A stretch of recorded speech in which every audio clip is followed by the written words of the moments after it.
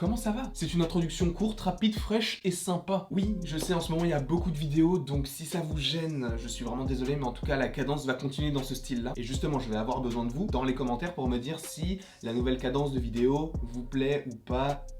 Voilà. Nous comptons sur vous! Donc voilà, le préambule est fait, on va parler aujourd'hui de Quicksilver parce que il y a des choses qui peuvent te prouver qu'il va peut-être revenir. Oui, je sais, Quicksilver est mort dans Avengers, l'ère d'Ultron, tué par Ultron lorsqu'il tire sur Hawkeye qui protège lui-même un enfant, et là il y a Quicksilver qui passe, qui se prend les balles à la face d'Hawkeye et de l'enfant. Donc oui, il est mort. Mais j'avais fait une vidéo il y a au moins 1 an. S'il te plaît, fais pas comme si ça faisait longtemps. Et en fait, je me demandais si Quicksilver pourrait revenir ou non et de quelle manière il pourrait revenir. Et bien là, avec la série WandaVision, bah tout est possible en fait. Il y a beaucoup de choses qui sont possibles dans cette série tout simplement parce que Wanda crée son propre univers. Cette femme est tellement puissante. Et Elizabeth Olsen est un peu...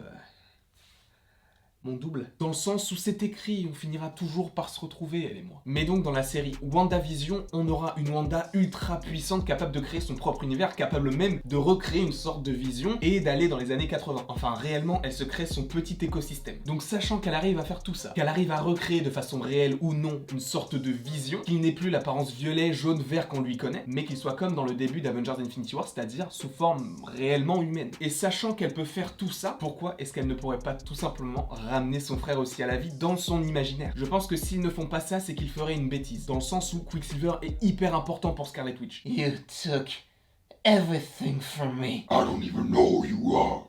You will. Bon, j'essayais de recréer avec mes propres moyens la scène où Scarlet Witch affronte Thanos. Évidemment, c'est fait avec les moyens du bord. Mais en tout cas, dans cette scène, en français, elle lui dit « Tu m'as tout pris ». Sauf que oui, d'accord, elle lui a pris Vision. Mais avant, elle a quand même perdu Quicksilver aussi. Donc Thanos ne lui a pas tout pris. Bon, cette scène-là, j'aurais préféré qu'elle fasse « Tu m'as pris une partie de moi », dans le sens où il y a aussi une partie pour Quicksilver qui est mort à cause d'Ultron. Mais donc, est-ce que c'est possible que Wanda puisse recréer un univers où Pietro est dedans? Nous savons aussi que dans la série WandaVision, Wanda et Vision auront des jumeaux. Seulement selon une grosse rumeur lancée par comicbook.com, lors des auditions des jumeaux de Wanda, un jeune garçon en lisant le texte aurait fait référence à un oncle qui dort sur le canapé. Vision de base, c'est un robot, du coup, je ne pense pas qu'il ait des frères et sœurs. Mais de son côté, Scarlet Witch a bien un frère qui s'appelle Pietro. Donc évidemment, c'est pas sûr à 100%, ce n'est qu'une rumeur, donc à prendre avec des pincettes. Mais à en croire cette rumeur, il serait possible de revoir Quicksilver dans WandaVision. Et dernier petit indice, je sais qu'il ne faut pas forcément se fier au contrat des acteurs qui jouent dans les films Marvel. Seulement, Aaron Johnson Taylor, comme je l'avais dit dans la précédente vidéo qui est sortie il y a 1 an, a signé un contrat de 3 films. Il a joué dans la scène post-générique de Captain America, le soldat de l'hiver, et il a joué un rôle majeur dans Avengers l'ère d'Ultron. Mais du coup, par rapport à ce contrat, il reste un film ou potentiellement